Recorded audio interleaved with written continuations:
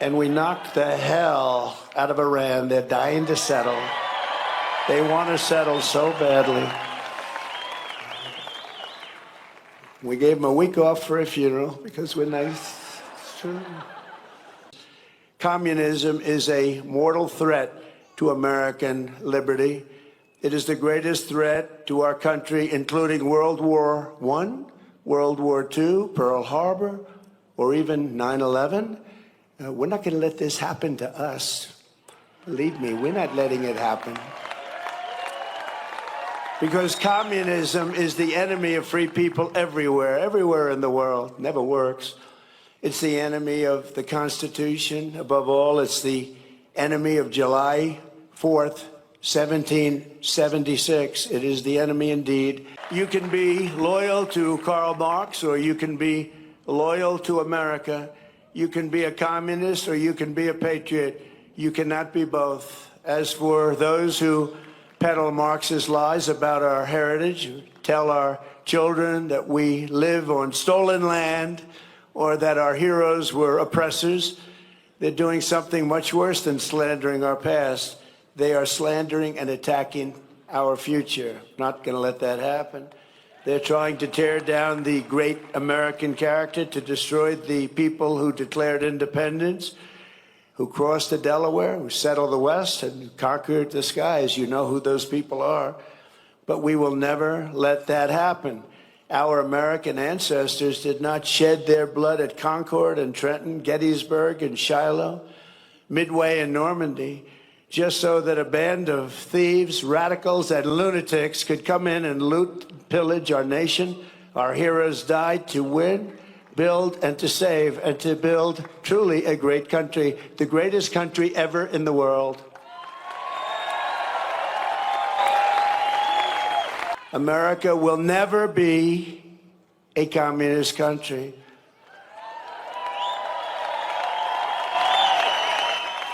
We can only lose the midterms if we allow ourselves to lose the midterms, if we are foolish, stupid, and unwise. But if we terminate the filibuster, as we should do, and immediately vote for the Save America Act, then we will not lose an election for 100 years. We do that, we're not going to lose an election for 100 years.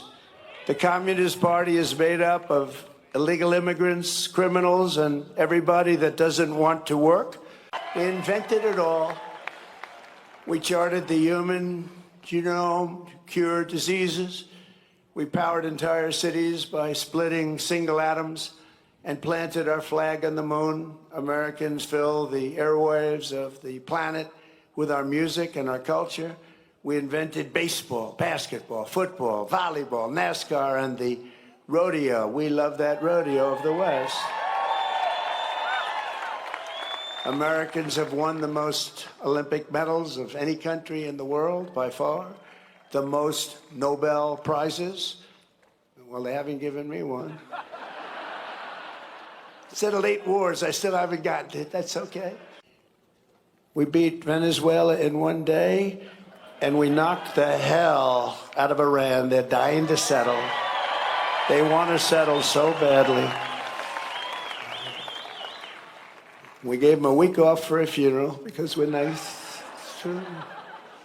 For 250 years, the entire world has looked to our country and been inspired by the leaps of progress, feats of strength, and acts of selflessness, faith, and hope that could only have happened right here. Iran menggelar rangkaian upacara penghormatan dan pemakaman bagi mantan pemimpin tertinggi Iran Ayatollah Ali Khamenei. Sejumlah pemimpin negara dan delegasi dari puluhan negara mulai berdatangan ke Teheran untuk memberikan penghormatan terakhir.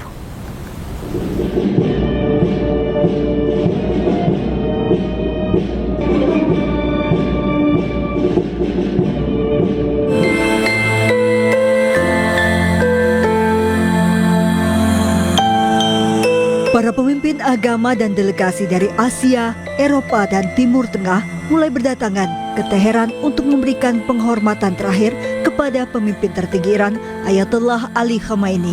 Terlihat kedatangan delegasi dari Rusia, China, India, Turki, Irak, Bosnia dan Herzegovina, Hungaria hingga Bangladesh menjelang dimulainya rangkaian upacara penghormatan. Nampak pula Menteri Luar Negeri Iran Abbas Araghchi serta Ketua Parlemen Iran Muhammad Bagher Ghalibaf turut memberikan penghormatan terakhir sambil menangis di depan peti Ali Khamenei. Iran menyebut lebih dari 90 negara mengirimkan delegasi resmi dan tokoh agama untuk menghadiri prosesi tersebut, termasuk Perdana Menteri Pakistan Shehbaz Sharif, Presiden Irak Nizar Amidi, serta perwakilan senior dari Rusia, China, India, Oman, dan Arab Saudi. Pemerintah Iran menjadwalkan prosesi penghormatan dimulai pada 4 Juli di Masjid Imam Khomeini, Teheran. Ribuan pelayat diperkirakan akan memadati ibu kota Iran selama 2 hari ke depan. Pemerintah Iran juga telah menyiapkan sejumlah lokasi penampungan mulai dari masjid, stadion, taman, hingga kamp sementara untuk menampung pelayat yang datang dari berbagai wilayah. Prosesi pemakaman umum dijadwalkan pada tanggal 6 Juli, setelah itu upacara akan berpindah ke kota Qom pada tanggal 7 Juli. Prosesi pemakaman dijadwalkan akan diakhiri dengan penguburan Khamenei di makam Imam Reza di Mashhad pada tanggal 9 Juli. Sebelumnya Khamenei tewas pada hari pertama serangan AS dan Israel yang memicu perang Iran terbaru. Teheran mengkonfirmasi kematian pemimpin tertinggi dan menunjuk putranya Mojtaba Khamenei sebagai penggantinya. Presiden Amerika Serikat Donald Trump menyebut Iran sangat ingin berdamai dengan Amerika Serikat. Ia juga mengklaim Washington sengaja memberikan Iran waktu istirahat seminggu untuk menggelar rangkaian upacara pemakaman pemimpin tertinggi Iran Ayatollah Ali Khamenei karena Amerika Serikat baik. We beat Venezuela in one day, and we knocked the hell out of Iran. They're dying to settle. They want to settle so badly. We gave them a week off for a funeral because we're nice. It's true. For 250 years, the entire world has looked to our country and been inspired by the leaps of progress, feats of strength, and acts of selflessness, faith, and hope. Pemirsa, sebuah kota di perbatasan Lebanon Selatan luluh lantak setelah Zionis Israel mengklaim menghancurkan terowongan bawah tanah milik Hizbullah.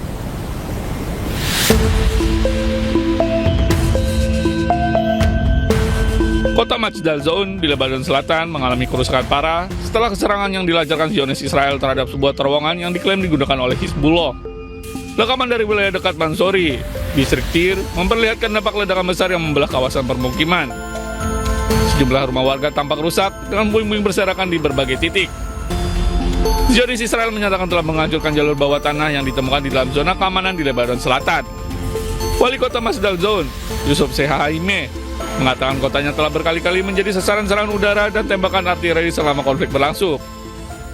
الحقيقة بوقت الحرب كانت مجدل زون تتعرض للعديد من الغارات الجوية والقصف المدفعي بشكل يومي.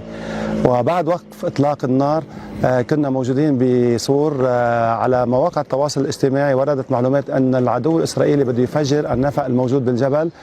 وبالفعل بعد حوالي نص ساعة شعرنا برجية بالأرض وصوت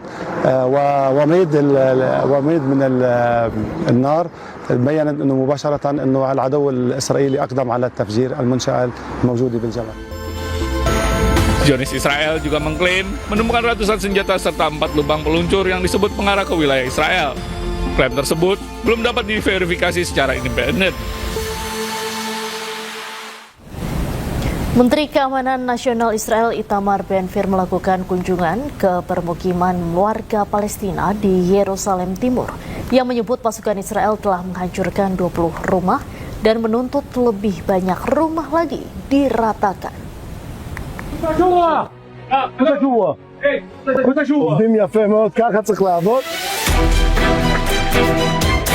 Menteri Keamanan Nasional Israel Itamar Ben-Gvir mengunjungi Yerusalem Timur untuk memantau penghancuran rumah-rumah Palestina.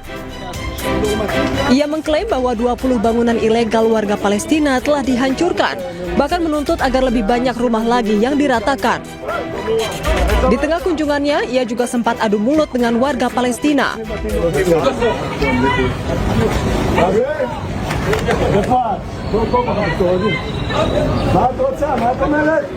למה היא ברחה? מה קרה?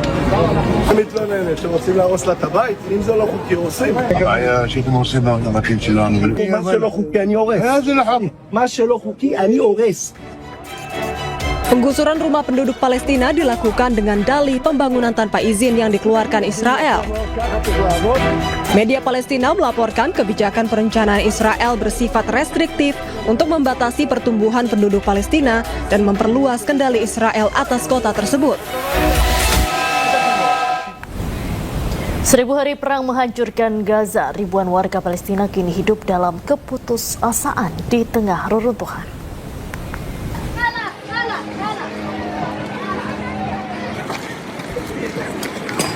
Perang yang telah berlangsung selama 1000 hari terus meninggalkan luka mendalam bagi warga Palestina di jalur Gaza.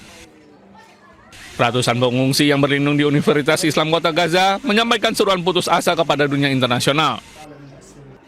Mereka mengaku setiap hari harus berjuang untuk mendapatkan keamanan, makanan, air bersih, dan kebutuhan dasar lainnya.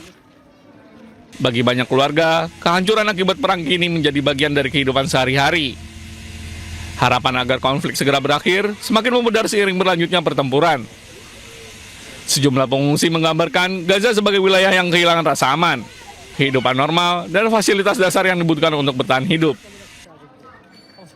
صار لها الحين 1000 يوم واعتقادي أنا أنها مش هتقف هتستمر ويمكن تستمر كمان قد اللي راح لأن أنت شايف اليهود اليوم بتزيد اغتيالات حصار بتضايق على الناس طلبات جديدة ما فيش شيء يعني بوادر خير نقول ها بدأت. Di tengah kondisi yang terus memburuk, warga Palestina kembali berjuang agar komunitas internasional segera mengambil langkah nyata untuk memperluas akses bantuan kemanusiaan dan meringankan penderitaan jutaan warga sipil yang terdampak konflik.